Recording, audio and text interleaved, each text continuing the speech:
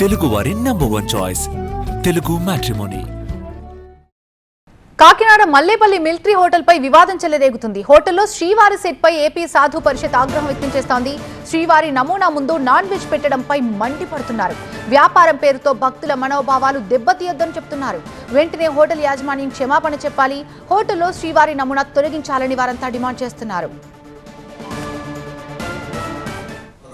పూర్తిగా తిరుమల వెంకటేశ్వర స్వామి సెట్టింగులు అన్నీ కూడా ఏర్పాటు చేసి ఒక హోటల్గా నిర్మాణం చేసి ఆ హోటల్లో వెంకటేశ్వర స్వామి తాలూకా తిరుమల పూర్తిగా ఉండేటటువంటి ఆలయ నమూనా చిత్రీకరించి అందులో నాన్ వెజ్ వంటకాలు వండి కోట్లాది మంది హిందువుల మనోభావాలు వెంకటేశ్వర స్వామి వారి మనోభావాలు గాయపరిచేటటువంటి రాయుడు ఈ మిలిటరీ హోటల్ పైన కఠినముగా శిక్ష విధించాలని, పూర్తిగా హిందువుల మనోభావాలని పక్కన పెట్టి వ్యాపారాన్ని హోటల్ని వ్యాపారంగా చేసుకునేటువంటి హోటల్లో వెంకటేశ్వర స్వామి ఆలయ నమూనాని ఎలా చిత్రీకరిస్తారు, ఎలా మీరు నిర్మాణం చేస్తారు?